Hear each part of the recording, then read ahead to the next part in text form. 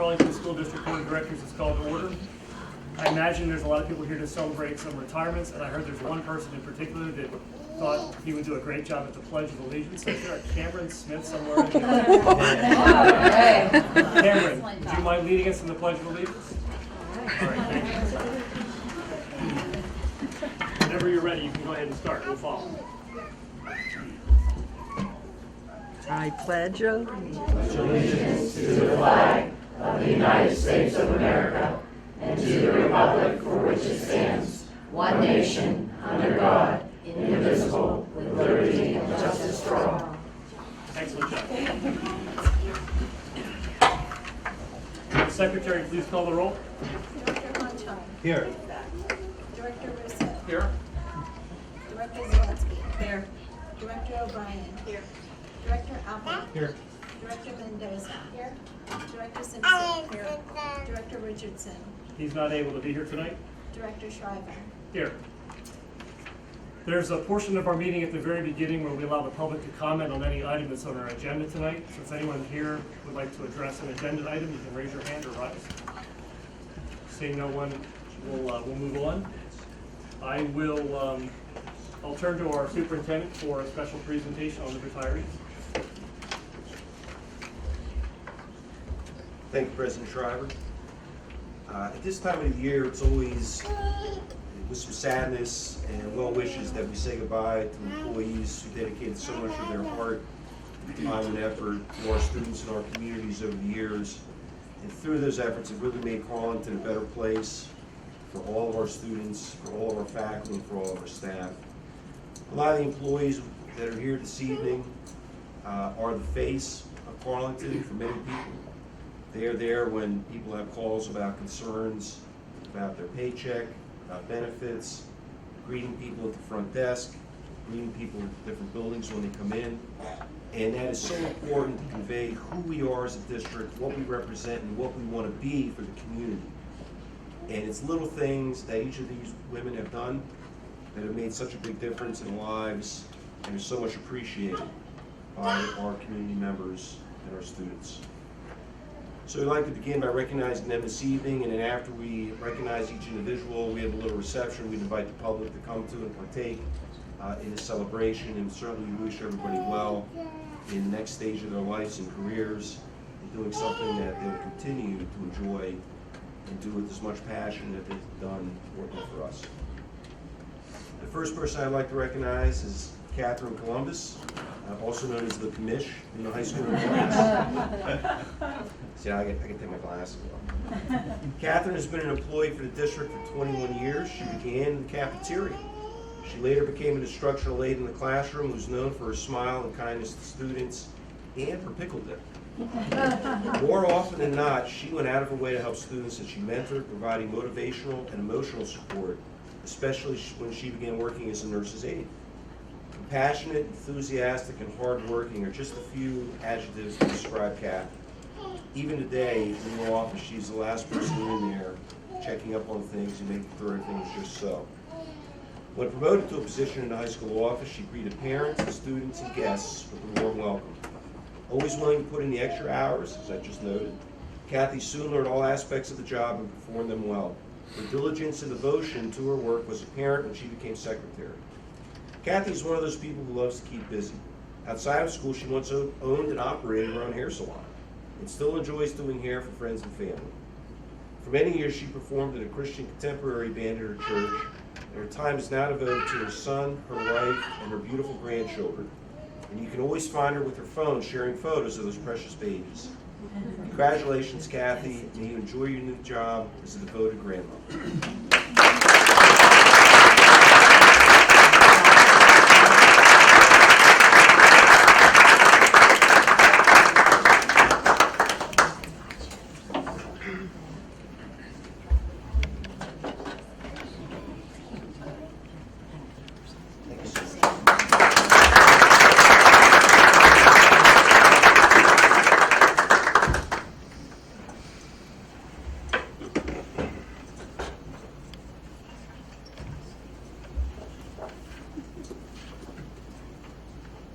The next person I'd like to recognize has really been an institution here at Crafton. and there's a lot of concern that when she goes and retires, will we be able to carry on in the way that we did. Karen Ianta worked as a substitute aide for the district before she was hired as an instructional aide here at this building 25 years ago. She took her assignment seriously as she enabled students to find success in the classroom. With a vivacious and friendly personality, Karen soon became friends to all she worked with and never missed a chance to assist teachers with projects both in and out of school. So much so that people really depend on you, Karen, getting things done and having their classroom just so. Karen's positive attitude and readiness to help was evident in her willingness to sub in the office at Carlynton Elementary when necessary, and later served as a security receptionist. Her pleasant manner never changed in the busy office as she met the demands of children, parents, and teachers and coworkers.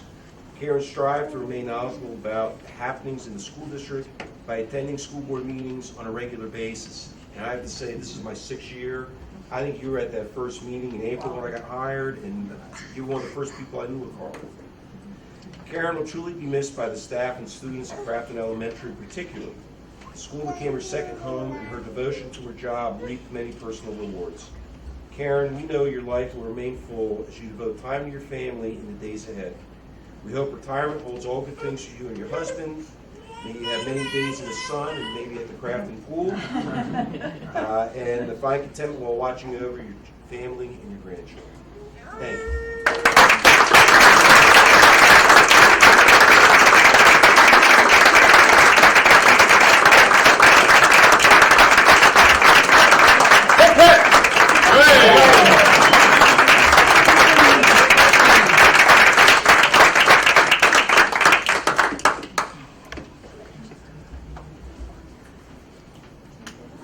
Did you say she's still? They're still coming though. She got as many board meetings as she wants to. So if you leave, then who's that? Saturday. Now, truly, as superintendent, I feel like my job is very important with the district and integral to how we operate on a daily basis, as are all the administrators here. But if I'm out for their period of time, things will carry on. If Mary and Sibi is out for a period of time, we really won't function. Marion, you know, as payroll secretary, you were integral to the daily operation and offer many insights and advice to people who call about everything from benefits to pay periods, and they don't call me for those information. They want to talk with you. Many of you may not remember, but Marion began working in the district as a substitute aide and later moved to the high school cafeteria as a food service worker. While she completed necessary training to competently perform responsibilities in the position, truly working her way up through the system and through the ladder. In March of 2009, Marion was promoted to the promotion of payroll secretary. Kirby Christie, who was then business manager then, remarked that Marion was a perfect fit for the job as she's intelligent, conscientious, and loyal. Tucked away in the corner of her office, Marion was sometimes hard to find among the stacks of paper on her desk. And as such, she's always been a big advocate for getting everything online and automating those systems, which Mr. Jeswick is working to do. But Marion always managed to remain organized and get paychecks out on time to every district employee, including a crisis we had, not this past year, but the year prior, where the server went down and we had to think on our feet, and Marion and Kirby and I got a system in place about how to get them out, and it was really your quick thinking, Marion, that really had insight to make sure everybody got their paychecks, and that was big. The tedious task sometimes of having to maintain insurance paperwork, absences, leaves, new hires, and reassignments would often keep Marion on her toes, but she was always pleasant and courteous to everyone. Marion's passion lies in her family, for whom she finds joy in the success of her sons, and well as just the love she has for her husband. Her compassion is apparent by her future plans to be by her sister's side in the days ahead. Liking to travel, Marion, again, he provided some key advice visiting in Colorado and going out west, and I really appreciate that. Carlynton has been fortunate to have you, Marion, and we'll surely miss you when you go. All the best.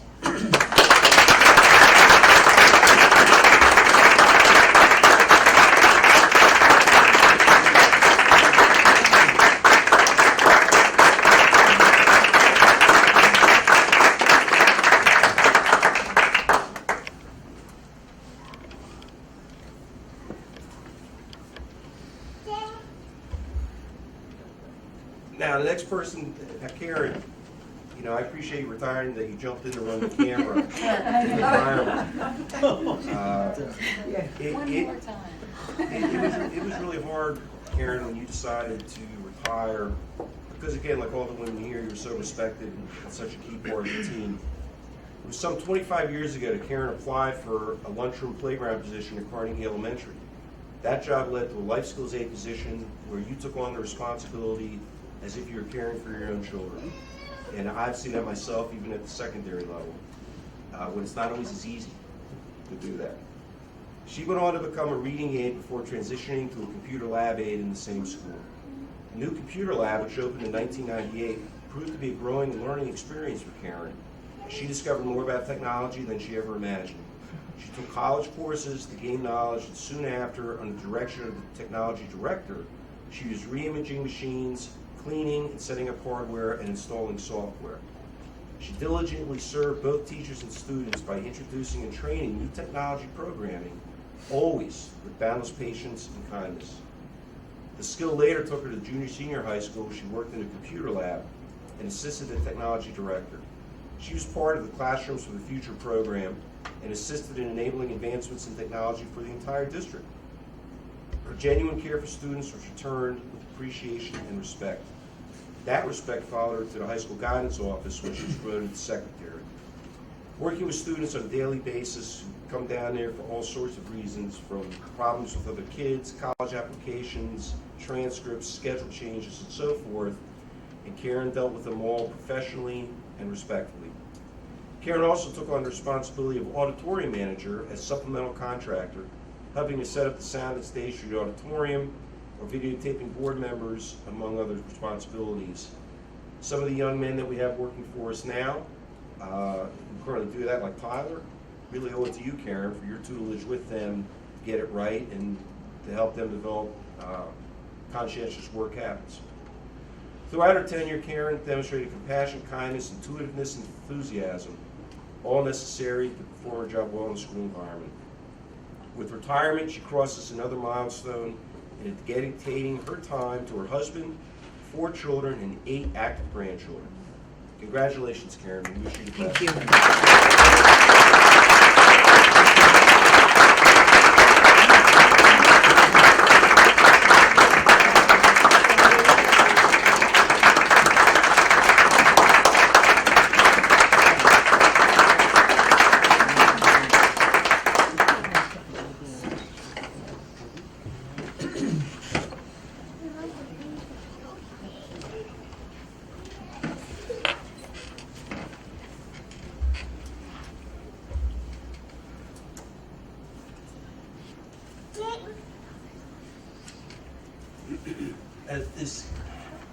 This last person was the only person who threatened to have my car towed since I've been in Carlynton.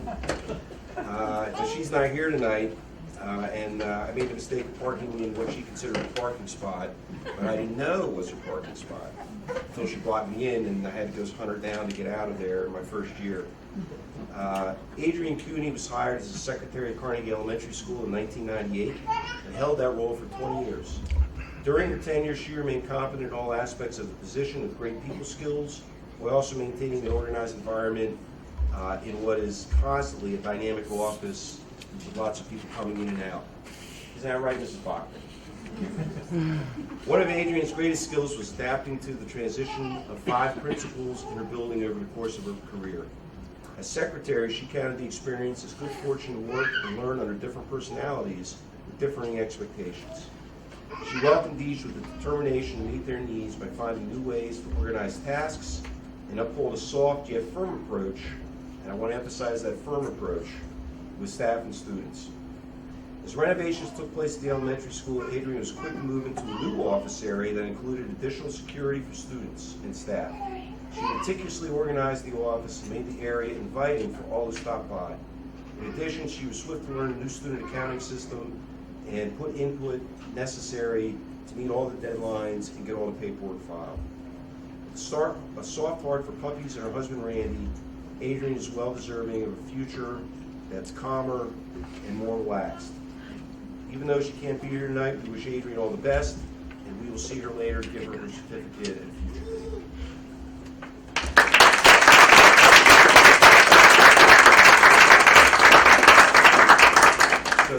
President Shriver, I'd like to recommend we pause and allow the public to partake in the reception as we thank these employees for all they've done for our community. Let's have a brief recess, and please join us for some food. Including folks that couldn't be here tonight, which include Bill Harris, who was our technology teacher and also retired this year, and the art teacher at the Carnegie Elementary in Crafton, Diane Christ. Both of them weren't able to make it tonight, but we wish them all the best and congratulate them on their retirement and respect their years of service here in our district.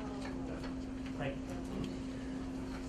So moving along, I'll entertain a motion to approve minutes. There's 3 different minutes we're looking at. The minutes of the May 9th, 2018 special meeting for general purposes. Number 2, the minutes of the May 14th Finance Committee meeting. And number 3, the minutes of the May 14th regular voting meeting as presented. Do I have a motion for those 3 items? Moved. Do I have a second? Second. Moved and seconded. Any discussion? If not, we'll vote. All those in favor say aye. Aye. Opposed, nay. Motion carries. I'll report that we had an executive session prior to our last meeting. I'm sorry, an executive session after our last meeting on June 18th, where we discussed contractual matters. We also had an executive session prior to this meeting where we discussed real estate, contracts, personnel, and informational items. And now turn to Dr. Kiefer for administrative reports. Thank you, President Shriver. You've probably seen it in the news that the school omnibus code passed.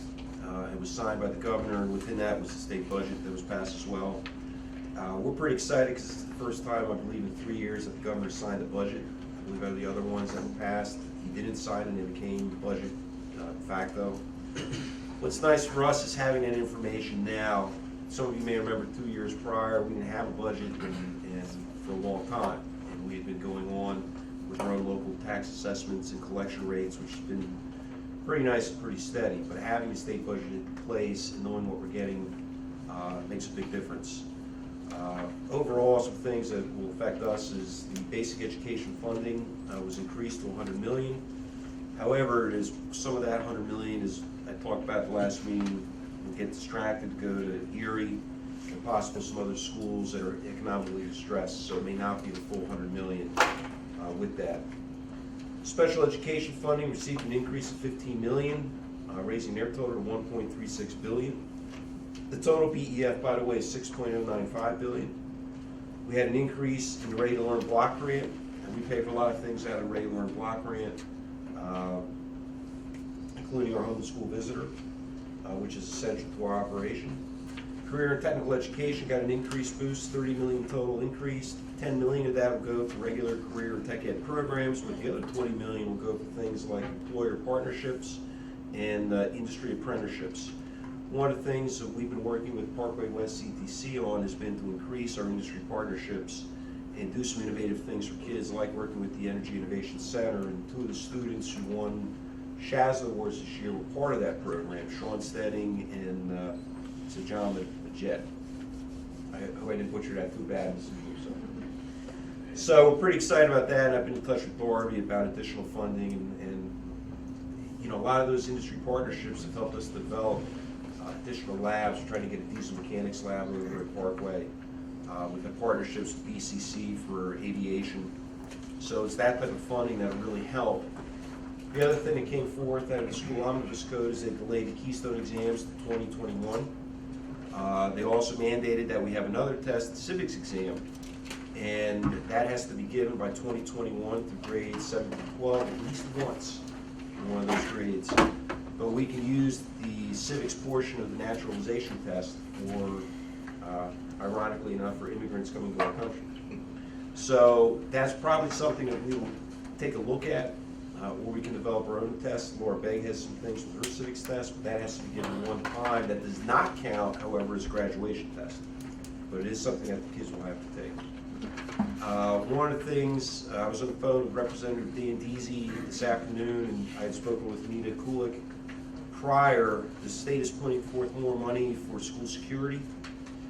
Dr. Andler, Mr. Locker, and I worked on the Safe Schools grant. Dr. Andler took some of the information we had and provided feedback and submitted the grant. We submitted it for a school resource officer. for $60,000 if we get the grant. One of the things I stressed at the Indezi was, you know, because the high school administration, the faculty, and really all the administrators, but you know, particularly there, we've had more extreme behaviors. Mike and Rachel and the team did such a great job this year reducing the number of violent behaviors that we had, being proactive and intervening before things could turn into fights, working with kids so that they were able to resolve some situations before things launched out. It made a big difference. You know, we had a reduction in fights, we had a reduction in suspensions. But unfortunately, when you apply for something like a Safe Schools grant, you know, it says, well, you're doing fine. Why do you need the extra money for a school resource officer? You're handling it on your own. And that gets a little frustrating in the wake of parking. Because so many of the schools were wealthy, affluent schools, and I'm sure, you know, they were doing as well also. My comment to Dan Deasy, for those of you that, you know, remember Star Wars in the 80s, and you know, we've never been attacked by the Soviets, but we sure built a lot of missile systems up as a deterrent to that. And my analogy was, you know, even though we've had a reduction in fights, we still want to have a strong defense. So that's an appropriate analogy. So I mentioned that to him, and you know, he got it. I said, "Oh, don't punish us because we've had a reduction. They're doing our job, but we still need a strong defense because God only knows." And we talked about the formation of a threat assessment team, and even if there's money in this the Safe Schools grant, that we could do some training for our threat assessment team. So there's a lot of optimism that the state budget's passed and we'll be able to use some of these things for some of those programs. One of the things that also came off with school security is we'll be able to talk about school security issues at executive session. We also have to do an emergency drill that's mandated within the first 90 days, and we have training set up with Robinson Township Police to do that for the whole faculty. And then after that 90-day period, we're able to substitute 2 more emergency trainings for fire drills. And we'll certainly do so and look at active shooter drills and getting the kids familiar with evacuating the building. If you remember last year, we signed an agreement with Pennsbury to work with them as an evacuation. If God forbid we need to evacuate the kids to that location. So this year we're expanding cameras to both elementary schools, exterior and in the lobby. We did a great job expanding the cameras at the secondary with Security 101. And our technology director, Joe Rodella, working with the faculty and the building administration, has done a nice job of that. We're probably going to order some additional cameras for some areas that came up in the high school where we need some more coverage. So we got a lot going on for the year.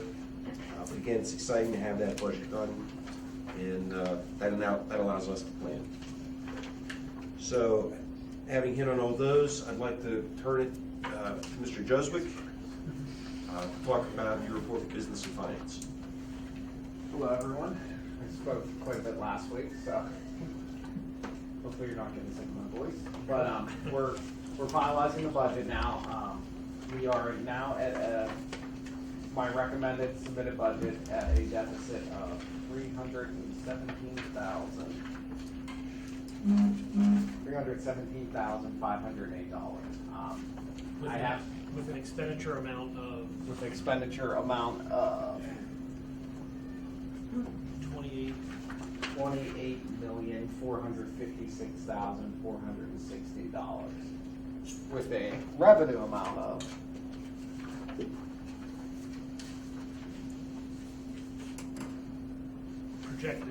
projected revenue amount of $28,130,951.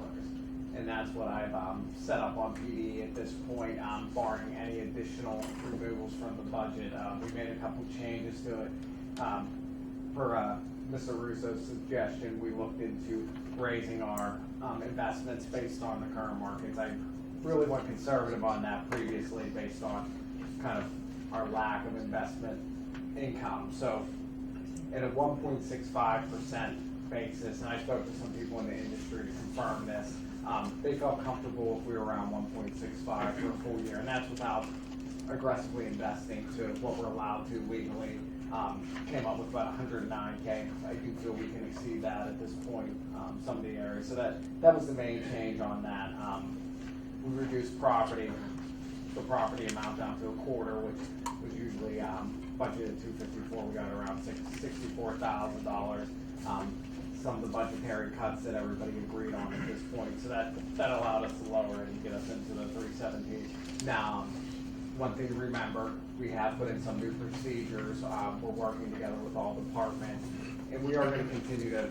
This isn't a end all. I'm not complacent with the 317 deficit, so we're going to continue to try to save where we can. We just haven't seen, I guess, kind of the fruits of our labor at this point. So the goal is to continue to get that down as close to zero as possible. But I think this is our plan for the year, but it's not a complacent plan. It's let's continue to see areas we can improve on, and then also on top of that, my main goal with that is the answer can no longer be that's how we've done it. I think I've continued to stress that. So that's where we stand with that. Any questions? Chris, just to confirm, I'm sorry, 28, 138, 951. Yes. Because I just like to take a moment and commend you for the job that you've done. For someone that started really in February after we'd already voted to go to the index and go for the exceptions, and coming from the private sector, stage A&E, into the public sector with all the different rules and laws. And I think you've done a remarkable job. And I would like to remind the board, we started off in February or March with a projection of something like $795,000 in deficit. We were originally at 700,000 with the preliminary budget. And we'd gotten it down to around 500,000 or so, but then we took the bond out for the needed work with the HVAC and the energy, with train and the switch gear, and then that bond payment bumped it back up. And you've been able to take it back down, working with administration, working with the board, working with faculty suggestions, and really sticking your nose into some individual line items and asking the right questions as to why they're there and do we really need them. Everything from the homework hotline to thinking out of the box with things like how do we resand the printer so we can say printing skills and toner, because that little stuff adds up. And I think it's made a big difference. And you know, when Bill Riley came in at the end of last year, it was almost like doing forensic accounting, like cleaning up after the World Trade Center fell. But you, my man, have been building up the new Trade Center to get to where we're going to operate, and we're looking at every facet of the operation, from digitalizing things to using Amazon Business as a way to order rather than Kurtz. So I think it's those perspectives that have really helped us and are helping us move forward. And it's not easy. So, you know, that we've gotten this far, and I think there's some opportunities. We may see additional savings as we look at, but I agree with you. I think it's better to be conservative with the budget and than to overestimate what some revenues may be. And remember, and part get of jammed that, up. and on top of that, 317, 100K, that's in the budgetary reserve. And you know, also to add on to, you know, and I think for those words, I think we've all worked together, administration, the board. We've all put a lot of time in this budget and trying to get it where it's best without pulling anything away from the kids. And I think that's really the key with all this. So I'd like to thank everybody here, administration, Dr. Andler, Dr. Mantis, Mr. Milsom, everybody for helping out with everything, giving us ideas of places. Do we need this anymore? So, and also the board. I think we all worked really hard on this and did our best for the community. Thank you. Chris, thanks for coming. I appreciate it. Thank you. Now, I'd like to segue that a little bit with Mr. Milsom. And Nate, you had some ideas with some programs, and one of the programs we talked about was the Western Pennsylvania Bowling Interscholastic League. Right. Explain how it's a little bit different than the Whitfield. The bowling? Because So- we had some discussions over, is that a club, is that a sport? It is, and before I say this, just like Mr. Juswick said, we don't want to take anything away from the kids, and that's the last thing that we want to do. You know, the more opportunities for the kids, the better. Especially at a school like ours. You know, I feel we offer so much for these kids. So back to that, bowling is considered a club. It's part of the WPIBL, which is different from the WPIAL, which all of our sports are from. So the WPIBL kind of runs on their own. They charge registration fees. They charge fees that nobody knows where they go. There's a couple ADs that have gotten together that are trying to figure out where this money is going. And then, so we've been fortunate enough to have some kids advance to the regional rounds, and which on top of that is more money. And I'm not sure really. They say it goes to awards, but our kids don't ever get awards. So it's kind of something that a group of us are looking into right now. But it's, bowling is it's something, I don't want to have to cut anything, but with bowling, I don't know if anyone's been bowling recently, but to bowl, to rent shoes and to bowl is very expensive. So every time our kids go and practice, we have to pay for our kids to practice every game. So we used to have about 40 kids on a bowling Well, team. we gotta explain that. It's not like we're just paying for shoes. We gotta pay for a lane, right? Right, we have to, We have right, lane. so if they have to pay, Transportation. well, everyone has their shoes. We pay for them to practice once a week, the home matches. When we go to away matches, we have a bus. We have to pay when we go on the road. We have to pay for the coach. So it is a very, not very, but the costs add up when it comes to bowling. And like I said, I don't want to see any programs cut from our kids, but it's something that starts to add up. And we haven't been, we only had 16 kids this year. I think we had maybe 14, 6 of them were seniors. So I think we only had 5 girls. And in order to bowl, we need to have, I think it's 6 or 7. So we'll be struggling for numbers with that as well. But, again, like I said, it gives some of our kids an opportunity, that the kids that don't play football, the kids that don't play basketball or baseball, it gives those kids another opportunity to do something. But again, there's that cost that's involved. So one of the things that's been difficult for all of us is as we look to not only make our operation more efficient, but are things we can cut. We've had a declining student population K through 12 over the last several years. We're about 1350 now. When I got hired 6 years ago, we were 1420. And we offer as many instructional programs, as many innovative classes as we can, in STEM initiatives, in athletics, fall play, musical. But if we continue on these numbers, as we talk about tightening budgets, we're going to have to take a look at program elimination and program reduction. And we're not going to be reducing physics, algebra, English language arts. We're going to look at electives. We look at extracurricular activities. And so I think these are some things we're going to have hard discussions about. And bowling would be one of those programs that, is this something that we keep? Is this something we don't? Wrestling. We only have 2 junior high kids wrestle. We only have 8 varsity.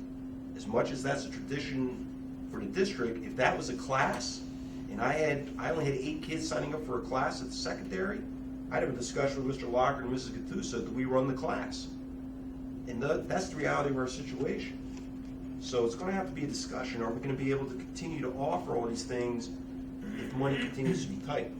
As much as we got the budget down to $317,000, it's still not the goal of zero sum. But I think especially after we approve this budget, we really got to go into budget discussions into the fall and talk personnel, talk programs, and this could be a bit of a precursor for that. Yeah, and I have some ideas about how to save some money on transportation. We've talked. We can rent some vans instead of taking a bus for a 12, 13, 14, sometimes 15-hour day for some of our smaller sports. We can rent a van from Miley's down to Carnegie, which we started doing for track. It's $110 a day. So you figure you're paying $110 a day, you can take 12, 13 kids comfortably, whereas we're paying for a bus $250, give or take a couple dollars for 5 hours, and then we're paying $46 an hour after that. So if we can take some of those long trips where we're spending over $1,000 just on one day and cut that down to $110 a day, we can start chipping away at that too. And Mr. Jusick and I talked about that. That's one thing going forward we're going to try to do with tennis and cross country and some of those smaller sports, so we're not taking a big, huge bus when we really don't need to. And these aren't savings we've budgeted for yet. These are ones we hope to say, okay, now we see the savings. Now we know we can do this. Next year we're going to budget these savings. Because that's how I budget. Nate's been saving us something some money with how he's been doing the transportation, and I budgeted off his real numbers, and, you know, we've seen savings there, so. I think what we're seeing from Nate though is a great example of how to approach some of this. You know, go to the folks who know it best. Our AD's in charge of athletics. Hey, rather than cut sports, how else can we get our numbers down? And look to them to be creative. And I think you've done a great job of doing that. I don't know if we're going to be able to get all of it there. Superintendent's made some great points about what we're looking at going forward with the next budget. But you know, if we rely on the people who are our experts, maybe we can do things a little bit more creatively and get to where we need to be without cutting into the programs. So I applaud you. Thanks, Chris. So was this part of an informational session, or is there a recommendation? Did you have a recommendation to cut bowling? I do not at this time, I do not. I'll echo your comments. I appreciate the effort, and I too would like to see us find some creative ways to try to keep all of the programs. You know, at some point that may not be possible, but let's try to keep what we Yeah, I think we try to make it work, and like Dr. Piper said, you know, if moving forward, if it's, you know, we can't make this work, then. And we can see how these changes, you know, some of the changes we've done, where we're at again. Great. But we have to prepare. We always have to prepare for the worst. I just hope we have the numbers to be able to sustain all these teams. I know, and Joe, you know, with tennis, we run into that a lot where it's, you know, hey, we got to move this tennis match today because so-and-so has to work and we don't have enough kids to field a tennis team, and we don't want to forfeit. So, you know, it takes a lot where we're trying to get these kids out. We have this co-op with Canada now, so we're hoping that we can try to get some more of those kids out. But this year they had, I think we had one boy and maybe two girls. So moving forward, we're going to try, and I'm going to try to go over to Canada and try to spark some interest there and try to get them involved in the sports that we co-op with them. Well, I know girls softball too. I mean, there were Softball games too. where they were pulling person in at the last minute to tap 10 on the team for a game, an important game too. Now that our best player transfer, that's going to be work. think Nate and David, how about the feeder system through the elementary school, especially with wrestling? Is there a feeder system? So we have a youth program. They practice here at Crafton. It used to be enormous, and now it's just these kids aren't playing football and kids aren't wrestling. The contact sports, the harder sports, the harder on your body, the kids just aren't doing it. Now I know we have a big 4th or 5th grade group that's coming up. There's a lot of them there. So but there's a feeder system to build. There's the 4th and 5th grade. But there might be a year or two where we might not have any junior high. How about at Carnegie? The feeder system? It's total. It's all part of it. I mean, you see some of the youth wrestling tournaments we have in the wintertime. Yeah. There's kids all over the place. Yeah. And you can't get a parking spot. Right. But then why is it, you know, that's not translating to more kids coming out for our team? There's not, and when Jordan was going up through, there were tons of kids, and now we have maybe 20 kids in our youth program. Is that part of a national trend where youth sports participation is down? It is, right. And it's tough. Avonworth is in our section. That's the district I live in, and I was just speaking to their athletic director. They had one kid on the junior high team this year. I mean, they have a lot more kids to pick from now. It's just the kids aren't, especially at the smaller schools, the kids aren't wrestling. Yeah, and football numbers are down across the board in football as well. I mean, ours, fortunately, have come up. We're going to have one of our larger teams this year. We're at 33. Is that right? This JV year. varsity. This year, yeah, we had that last year. We'll be close to 40 this year for football. If they all Stay. after the first day, that might be down to about 20, but hopefully they all stick it out. That's where you got a lot of your wrestlers too. Right. Right. So, Does anybody have any additional questions for Nate? I know, Nate, you came and spoke with us with some other issues earlier. I don't want to hold you up. I know you've got children now. there, then. So I know you have free time now. yeah. appreciate the information and the work. Thanks, Nate. I'd like to go Dr. Antler. Well,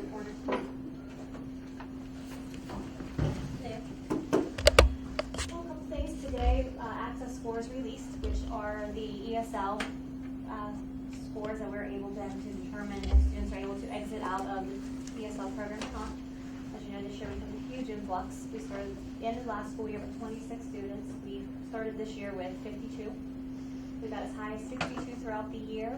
Given we graduated 5, and as of today's scores, I'm able to exit 3 out of the program. They're going to then go into monitoring status. So we're looking to start the year at 52. However, we have approximately 6 students in kindergarten that need to be screened to determine if they're going to qualify for services or not. And special ed education numbers, we are hanging around 236. We lost 8 students from what they call the December 1st child count, and that affected our federal allocation by about 15,000, which we use to pay for salaries for special education teachers. And then one of the things we also got with the federal money is this year we were awarded, we found out last week, was the immigrant allocation. Due to our increase in numbers, you ready for the big number? $1,444. Don't spend it all in one place. We have to use that money to supplement the program. So I'm meeting with AIU's ESL program to see what other schools are using for that allocation, given the small number, and how do we maximize those dollars to benefit all of our students, given our high numbers. So I have some meetings to kind of schedule that out, see what we can utilize that for and how that, so we're not supplanting. Because again, a nice number to have it, but it's a small number. So we have to play around with how we maximize those potentials. And then last month, we finished off our career fair, Carlynton's first annual, semi-annual, so we're gonna do this again next year, career fair for the junior high, senior high, where we had students in grades 6 through 11 participate. We had 48 participants come and speak with our students. A lot of the feedback I got, I think, was pretty good. We had did some surveys. I know, Chris, Joe, you had come. A lot of good turnout, I think. We did something this year with, we called the passports. So the students had a map of where everybody was located. We did it based on the career cluster. Students were able to ask questions. They were signed off on the passports. We were able to see some of the questions they were asking. We did a lot of prep work with the guidance counselors with those students so that they knew what kind of questions they wanted to ask. And a lot of the good feedback was they've done a lot of career fairs, and they said this was the most well-behaved group of students they've seen. So they're very proud of our students. They asked great questions, not just how much do you make, how much schooling, but it was really in-depth conversation to help them prepare for the future. So we're really excited about to start that again for next year. So at least we're planning again in September. So that's pretty much what I have, fun stuff. Quick question, you said 48 speakers, and Yes. then roughly how many children or students participate? We had grades 6 through 11, so we had probably about 500 kids come through. Great. Because the seniors were already done at that point. So one of the things we may change next year is maybe move that up so that we can incorporate some of the seniors. They had already finished their classes. So that was one of the feedback we had received. But overall, I think we had some really good feedback. One request was we have to have coffee next year. So I think we can manage that one. I did have the opportunity to attend. It was very well done for the first one. It was great. And I hope that you get that kind of response next year. It seemed like we had really good employer turnout. We asked if they would be willing, anybody would be willing to come back, and a lot of people we had a couple cancellations last minute, because things come up. And I reached out to them, I said, would you be willing to come participate next year, given their schedules? And they said, absolutely, please include us. So I think we're gonna have a pretty nice turnout for next year as well, getting that ball rolling. So we're pretty pleased with it. So, Thank you. Mr. Manich. Thank you. Good evening, everybody. Welcome back from Harrisburg. Thank you. You took a lot of my thunder there when you started talking about the Keystone exam. Well, I want to take the That's on big, my the list big too. one. Yeah. So I can tell a little bit. I did spend the last week at Harrisburg. I was doing the item analysis for the PSSA exams and future tests and what they're going to do with those kind of items. And a lot of the sidebar comments we were talking about, the Keystone exams are being pushed back another year. Okay.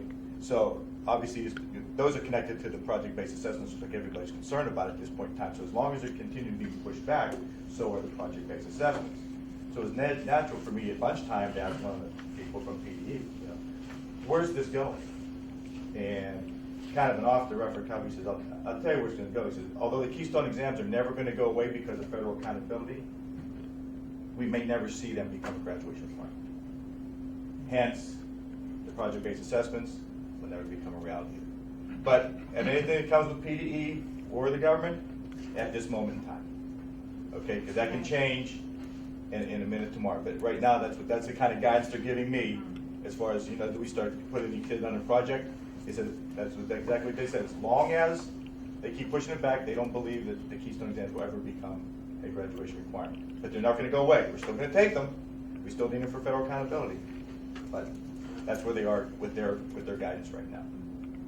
So I thought that was interesting, and I brought that back. So that, and we talked about the civics exam already, so we're good with that one. Summer school's up and running. We're using Apex Learning again as our online platform for our credit recovery. So we have students already signed up, they're already working on it right now. And they're working with Mr. Milson. Yeah, our summer school teacher right here. Facilitator. Okay, facilitator. You all right?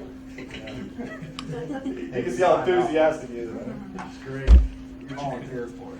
They haven't approved you. It's on later on in general talk later.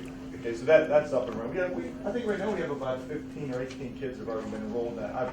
Although we said that enrollment was supposed to end last Friday, I'm still getting people coming in. I still registered some today. I'm going to have a couple tomorrow.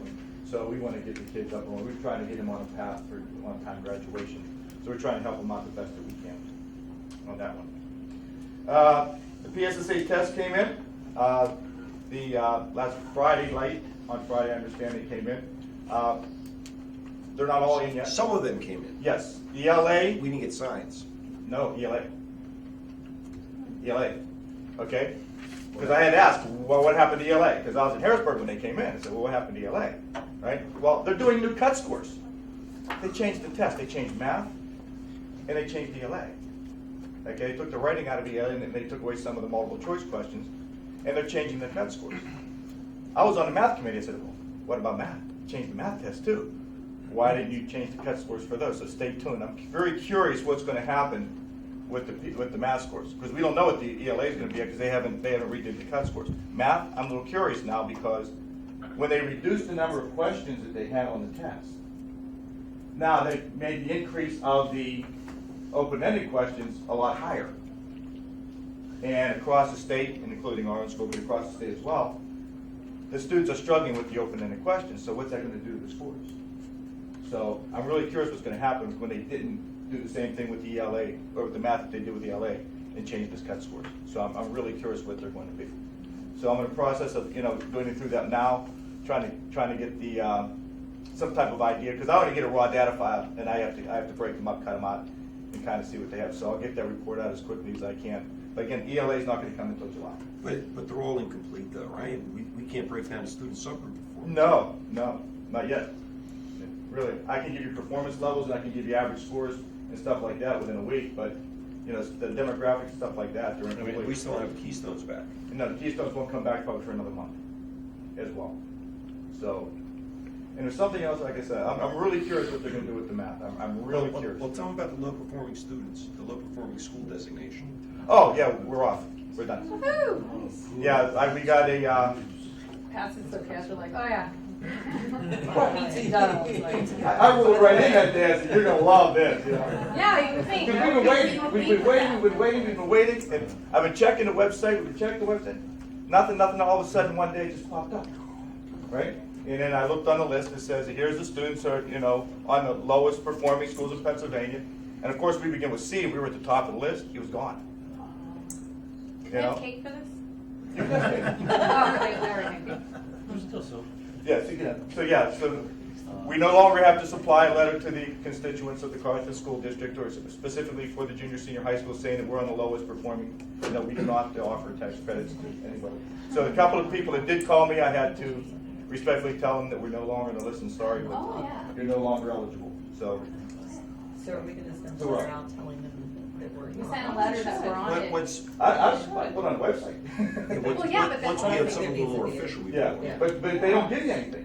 Now, I do have a printout More official. from the Opportunity Scholarship tax credit people that, you know, the students no longer, the school's no longer on the list, Carlynton's at the top of the list. We're no longer there. Of course, I told that to Dr. Pfeiffer, you know, he told me, he says, well, being able to see, we're always gonna be at the top of the list. And so, yeah, but we're right there, so we're no longer on that Quick list, like we that. don't have to worry about it. So that takes care of that one. Summer school's done. Testing, okay.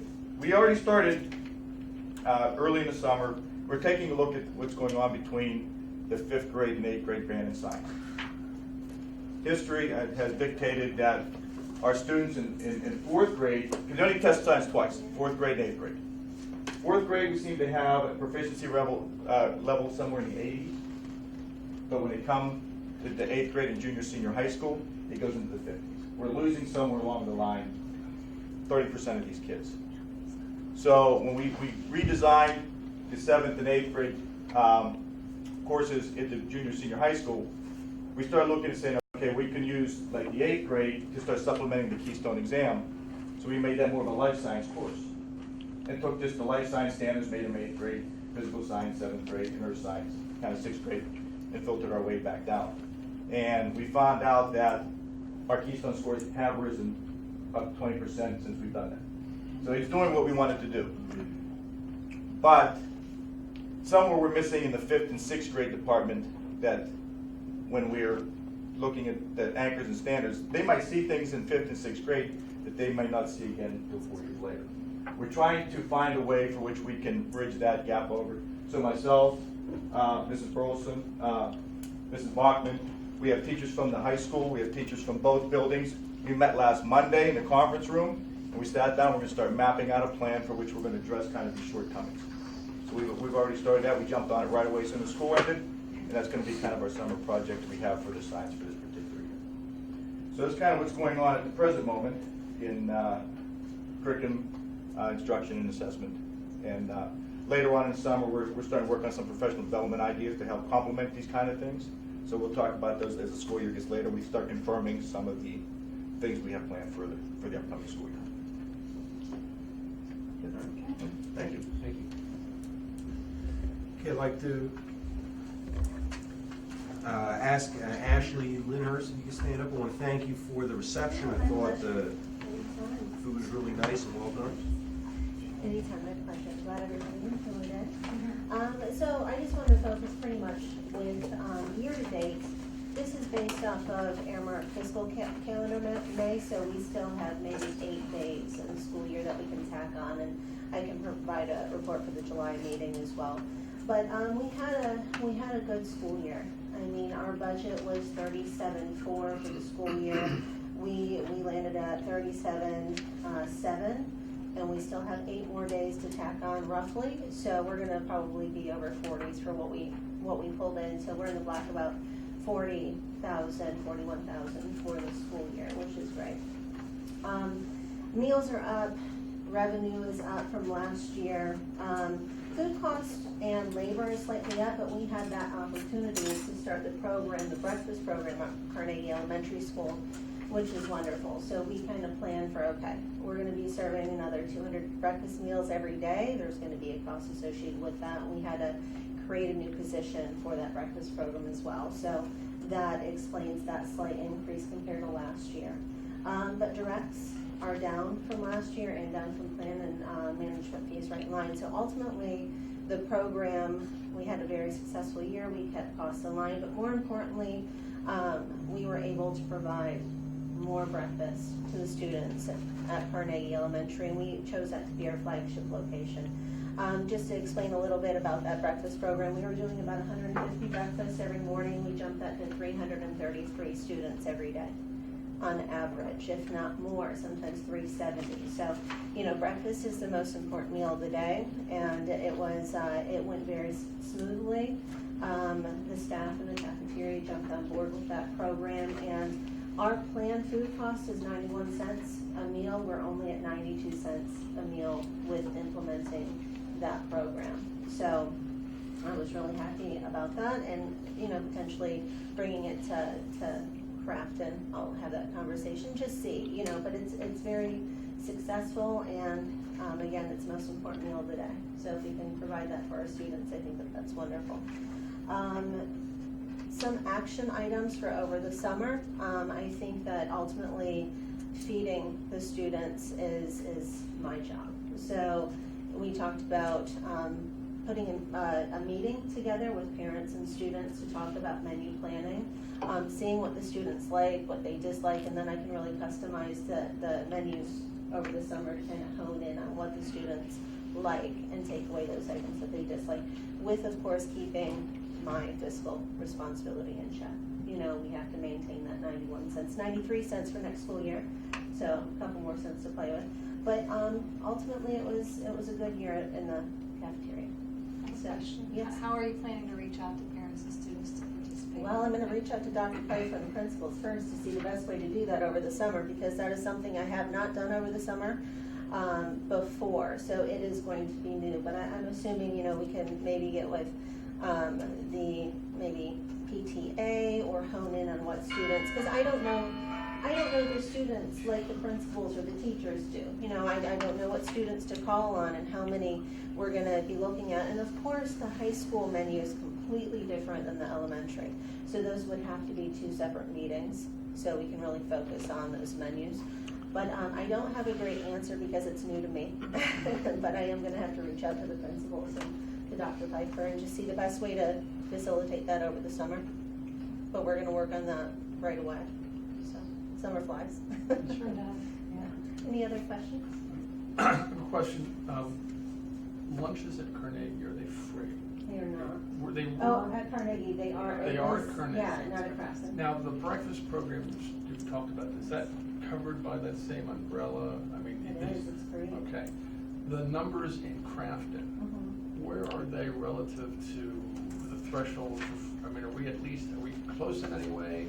Are the Crafton numbers with Carnegie close, or maybe together we might qualify?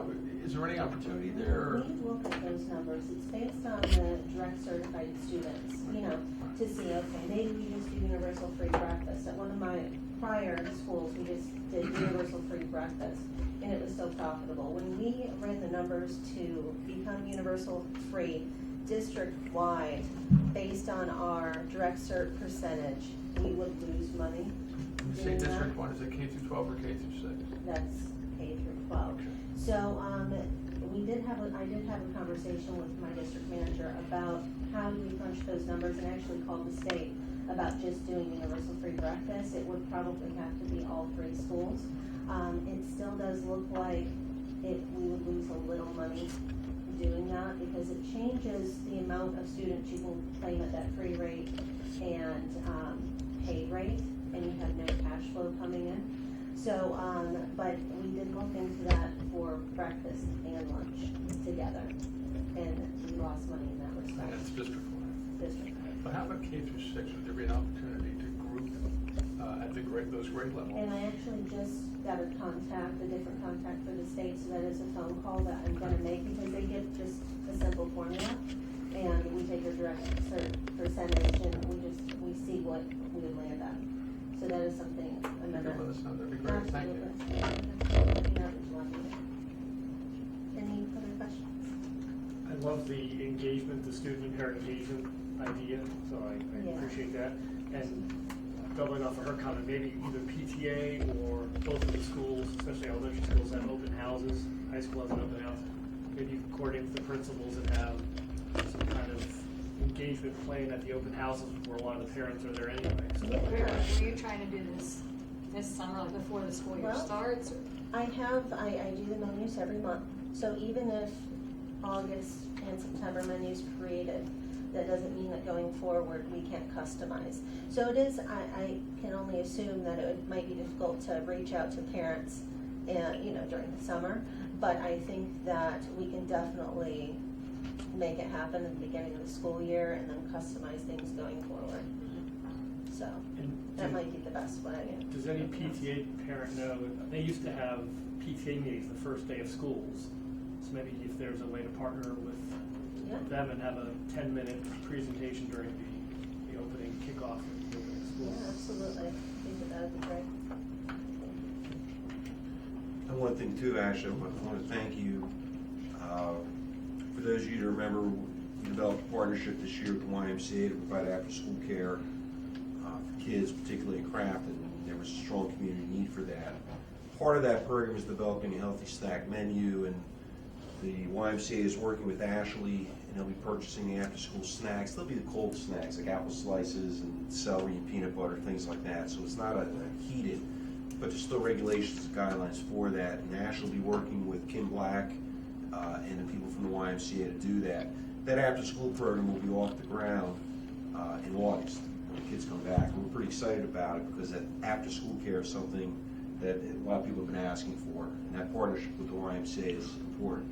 So I want to thank you for working with Kim Black and the Y to get that set up on time.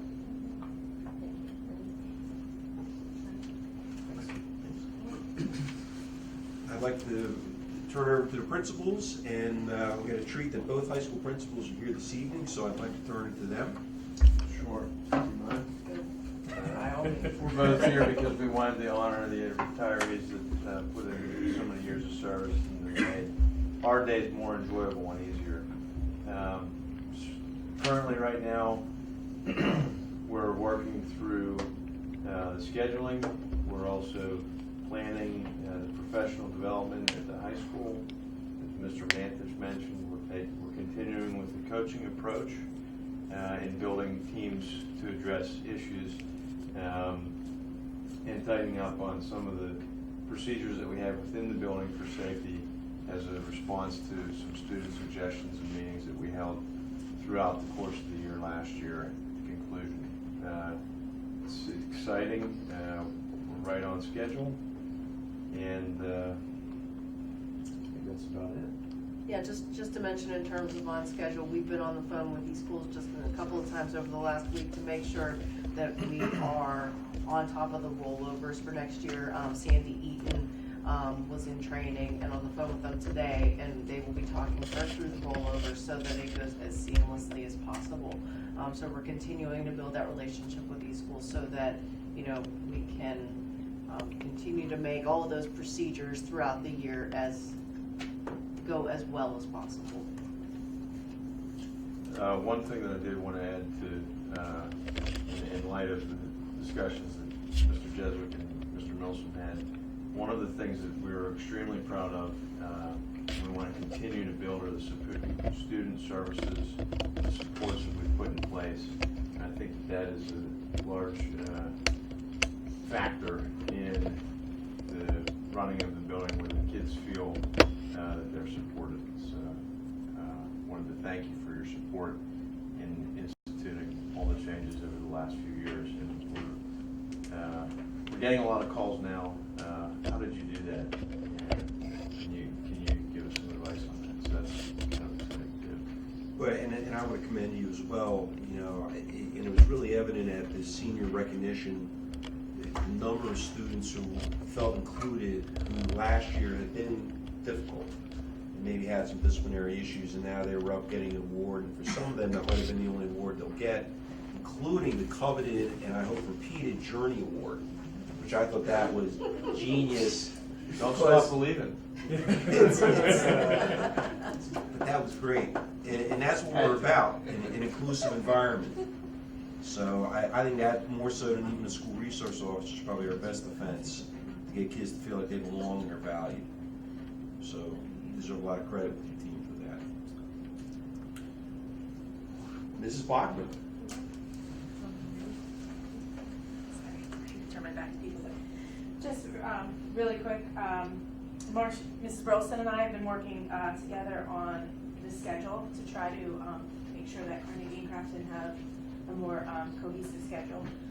Mr. Manish talked a little bit about the 5 through 8 science meeting that we had, and one of our biggest hurdles we saw was the lack of consistency between the 2 elementary schools. So that's something that we're really looking to try to eliminate for next year, make sure that the amount of science and social studies that's being taught in one building is being taught in the same building consistently and things like that. So Marcia and I have really mirrored our schedules very well.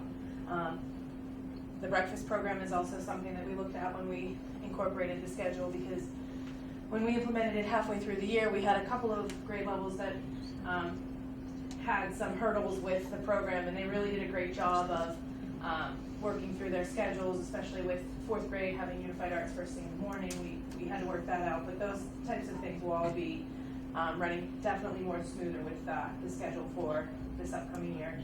We also will be meeting about the handbook tomorrow to discuss the handbook. Particulars to Carnegie, we have a campaign and cast at Carnegie this summer. I think that logistically it's working out really well. Kids seem to be doing a great job. I've not heard any complaints, so I'm really happy with working with that staff with campaign. And Sandy Eaton and I we talk weekly regarding kindergarten registration, making sure we're looking at numbers and things like that.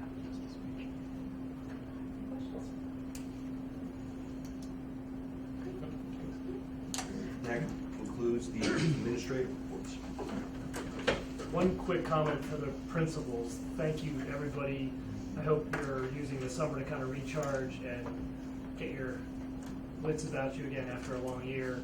The whole administrative team, thanks. I think the whole board appreciates everything you do, and I think we have the best staff around. So we put you guys up against everybody else, and we're fortunate to have you. So thank you for everything you guys do. Thank you.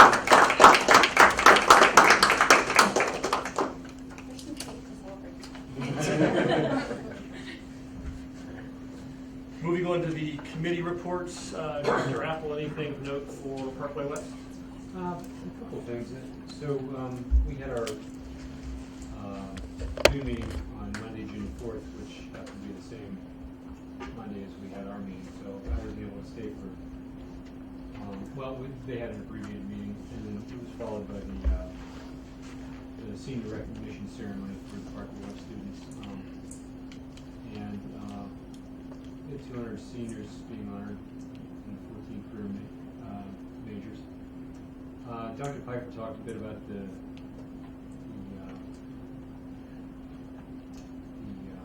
SLIP grant, where students are able to state local internship program, which is a really nice thing. So I won't go on with that, but Guardian Storage Challenge Program, students participated in that, and the Challenge Program encourages students to excel in 5 categories: attendance, STEM, community service, academic improvement, academic excellence. And each of the winners got a $200 check, which could be utilized towards the cost of their continuing education. And among the winners was, for academic excellence, was Carlynton's Haley Rudy. So congratulations to her. And that's about it I have for the West. One other thing was, it's early days yet, but the numbers for next year look like they've grown a little more. So another record year of attendance for Parkway West. Thanks. George, Dr. Honshar, any updates on Pathfinder? Yes, we had our meeting last Wednesday, and it just, we had the architect there to give his advice on the big roof project, $500,000 roof project. And he's in orchestrate the rain that caused leaks all over downtown. Right. We didn't realize that when we get out, we couldn't leave because we were flooded in. The T was flooded in and everything. But it's something that we're going to have to come to terms with. It started out as 13 schools in Georgia, Carnegie and Grafton being 2. We have 5 now, and that project will be $500,000. But for us, we go by the population of the school district. And the top 3 school districts, Upper St. Clair, Bethel Park, and Mount Lebanon, have 75% of the population. So we'll just have to pay at the most just under 8% of this. And the architect's fees are going to be paid by AIU. These are some of our kids. wonderful kids. I was there at the graduation. They were stage left, the board was stage right. It was during the day. And I looked up, my wife was bawling. And I didn't understand why. She was raised in the Soviet Union. These kids would have died on the day of their birth or killed. In America, we give these kids a future. And we should be proud of our special ed program in America. What a wonderful thing. Thank God. George, you said you mentioned 5 schools. Are these the member schools? These are the members that are. There are other schools, though, that have their students go there as Yes, well. like South Bath and so forth. How many schools, out of curiosity, in addition to the 5, how many other schools are sending children? There's quite a few, there's even, They're coming in schools from even McGuffey. yeah, from IU1 sends a lot of students out Sure, that way okay. too. Sure. And my recollection is because we are one of the We are the charters owners. that own it, I Yeah. mean, we get a good rate. Yeah. We get a better rate than- Even though we just have one kid. And none of our kids really graduated from us. Thank you. Thanks. Thank you. Superintendent Piper, any comments on Shazda or any updates on Shazda? Well, as you know, Shazda is off for the summer. I was in contact with Randy Lutz because I want to schedule a summer meeting. One of the things we talked about last year among the superintendents was developing a Shazda, or strengthening the Shazda program for building level administration. And I think that's useful, so if we can build a principal network with Shazda to do that. So we're gonna have a summer meeting. Randy's gonna send out a doodle poll for everybody to do that. We'll start up with our meetings, because superintendents meet monthly in September. And I'm sure when we look at topics that are popular, the legislative update that, not update, but we've done a legislative session. We've done a student forum in March, and we do the student awards in April. So we would stick with the same schedule, but we'll know more. We have a summer meeting. Good, thank you. Director Simzik, any update for legislative PSBA? Well, to carry on with Keystone Theme Night, I just had a little bit more on that. Senate Bill 1095 has unanimously passed, and that has to do with the graduation requirement for the Keystones, but this offers more options than just the Keystone exam. So the bill is offering 4 options or alternatives to passing the Keystone, that including students achieving equivalent scores on alternate tests, winning acceptance into an apprenticeship program after graduation, and being able to demonstrate competency through evidence specific to career and technical education. So it looks like they're not going to just stick with the exam. In addition, the proposal here would allow but not mandate schools to offer supplemental instruction and allow students to choose to participate. Also provides students with disabilities to satisfactorily complete their IEP, but their individualized education program shall be granted high school diplomas. Also addresses various Keystone exam related issues and provides additional year delay, they said, graduation requirement. So a little bit more detail. Great, thanks.